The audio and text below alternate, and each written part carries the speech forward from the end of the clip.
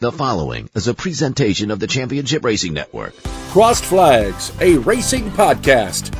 It's your midweek fix for racing news and information. Brought to you by the Championship Racing Network. Now let's head trackside to join your hosts, Steve West and Matt Nicholson. So the transition to Amazon Prime, let's face it, it was controversial. You and I both heard about it. A lot of people were upset about it. They preferred it to be on regular television. But again, streaming, it's one of those things that is not really becoming that much of a problem anymore. If you think about streaming now, numbers that just came out show that more people are getting their television via streaming than they are either by cable or satellite combined. So our viewing habits are changing here in this country. So whether or not you've got Amazon Prime is a personal choice of yours.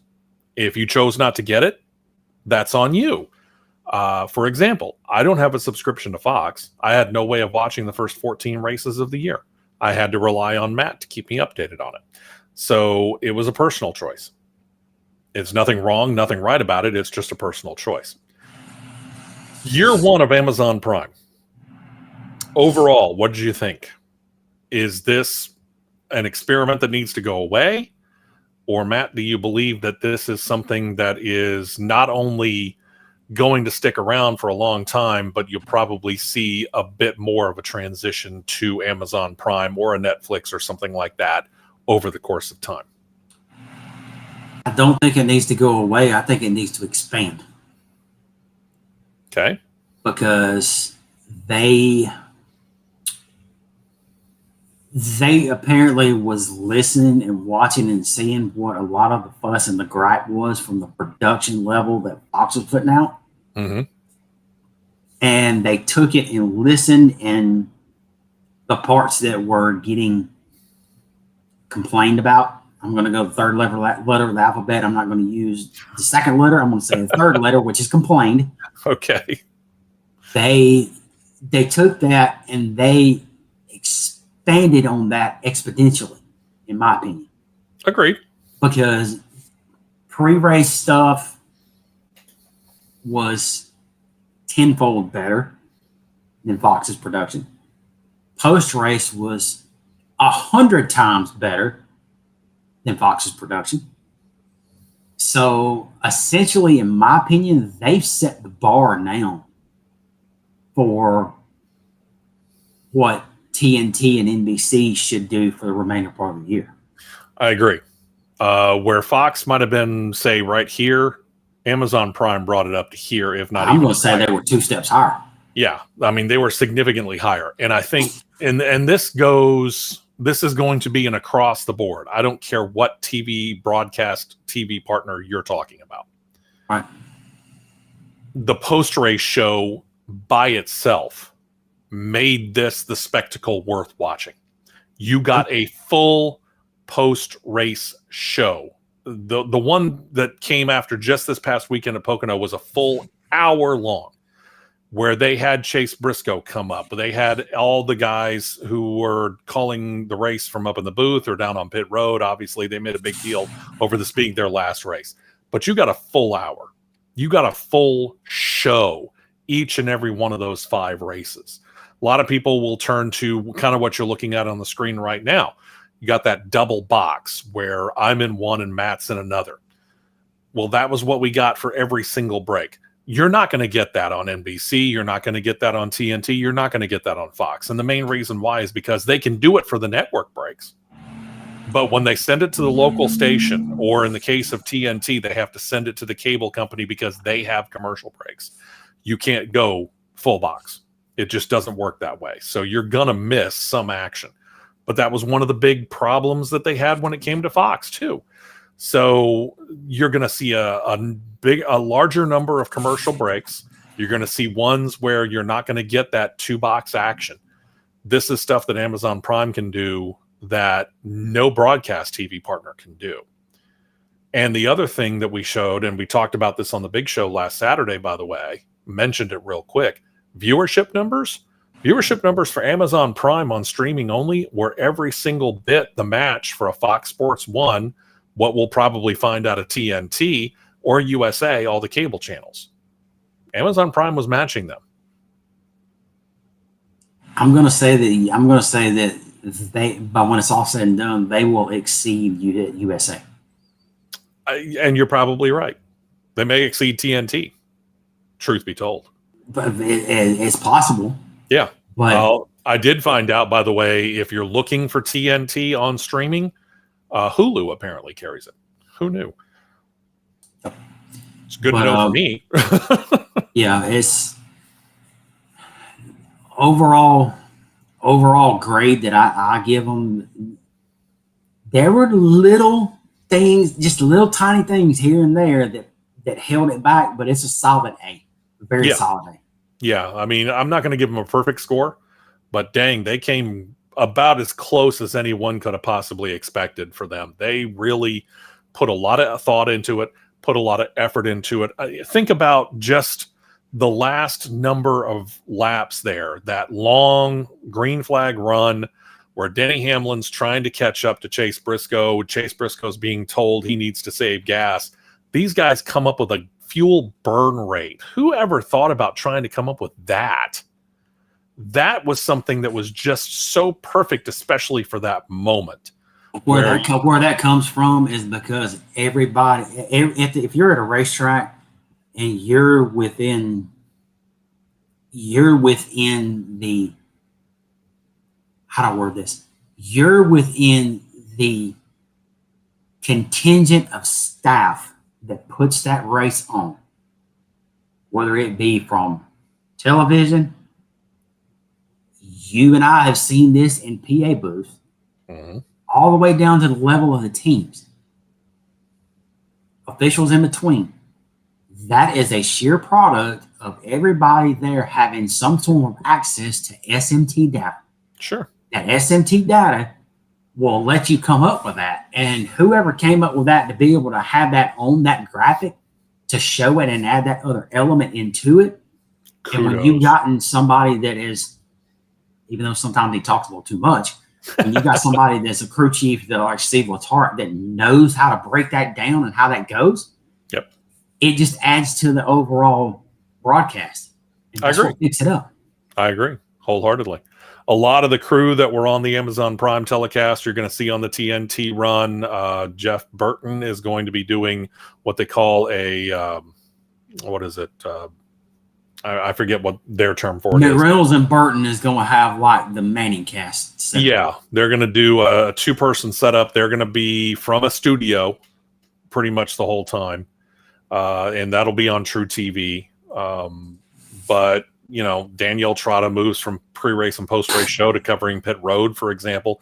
Adam Alexander is still going to be doing play-by-play, things like that. So it's going to seem very familiar. If you liked what you saw on Amazon Prime, for the most part, you'll probably get it on TNT.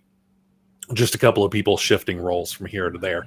But TNT, you have a big hurdle to try and jump over if you want to best Amazon Prime. I'll tell you that right now. And that should put NBC and USA on notice too. Because if a lot of the people from NBC and USA were, as we heard from behind the scenes, responsible for doing a lot of the stuff we saw on Amazon Prime, it better show up when those guys show up on the air. Oh, yeah. It better. All right. Real quick, want to mention one other thing. You had seen it pretty much probably right after it debuted. I watched it afterward over the course of the weekend. I started it on Saturday and finished it up on Sunday after the Pocono race. And it's the documentary American Thunder, which is NASCAR to Le Mans. And this was the story of the collaboration between NASCAR, Hendrick Motorsports, Goodyear Tires, and so on and so forth, and all that group that put I can't call it a Gen 7 car, but a racer loosely based upon the Gen 7 Cup Series car. Call it a Gen 6.5. Okay, we can do that. And you'll understand what we mean if and when you watch it. And I'm just going to give a quick overview of it. This is from the announcement that they got the permission to make this as a Garage 56 entry, which is one that's, if you win it, fantastic, but they're not expecting you to do anything. It's an experimental car is what it is. It's an experimental project car that they have that special Garage 56 category for. Right. And NASCAR decided, you know what? Big Bill France wanted to do this. He tried to do it in the 1970s. The cars were not really prepared for it. One went out on lap 1, for crying out loud. And you find out about the history of that. You find out about how they decided to go through the process of making this car, doing the testing of this car, figuring out who the drivers were going to be and everything. And it deals with their race itself. This was a fantastic documentary. A little bit of Hendrick Motorsports flag waving, but then again, you'd expect that. Jeff Gordon produced it, and let's be real honest when we get right down to it. Jeff Gordon is an executive producer, number one, and it is all about Hendrick Motorsports and how much of a hand that they had in this. So if you don't like Hendrick Motorsports, you'll get tired of the flag waving pretty quick. But to think about the fact that they built what is effectively a NASCAR Cup Series car, a lot less weight, but were able to make it go for all intents and purposes for 24 hours. They had 2 problems. They had a problem with the brakes.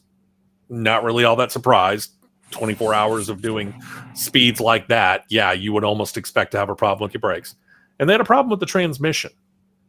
And it's amazing to me to think that they were able to change out a transmission in a race car that quick and get them back out to make sure that they finish the race and not finish last. Yeah, what you would think, a lot of people don't realize is you would think that changing transmission in that is excruciatingly hard, but it's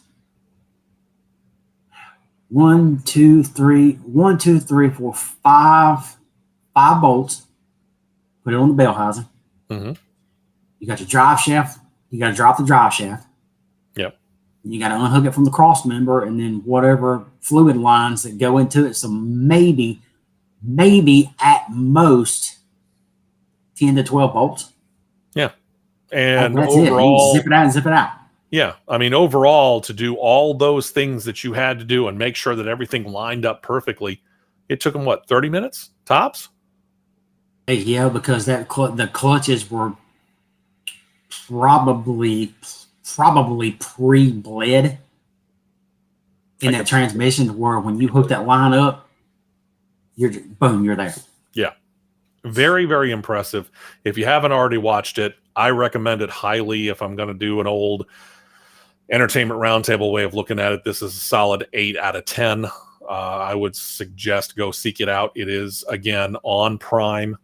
Again, American Thunder, NASCAR to Le Mans, and to just think that car did what it was able to do, and at one point in time led the basic equivalent of the class that it was, which was GTE.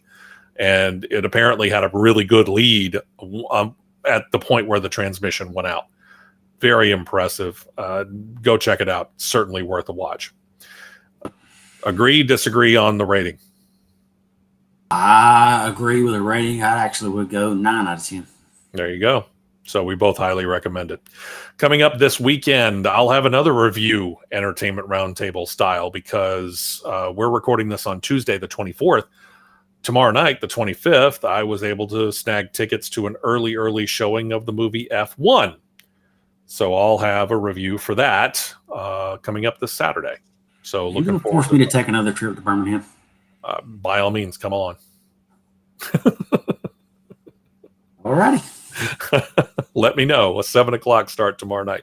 But yeah, we'll have a review of F1, and of course, we'll have all the news and reviews and such like that of the course of the news from the week. So join us then. Our thanks again to Molly Robinson, to producer John.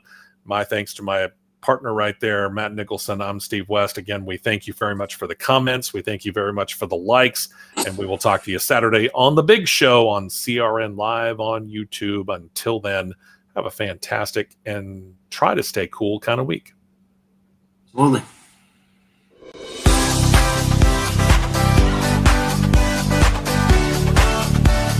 You've been listening to Crossed Flags, a racing podcast.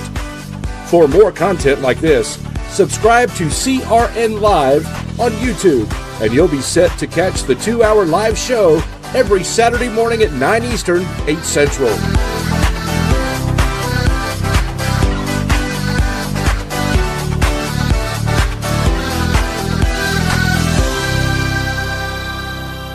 This has been a presentation of the Championship Racing Network.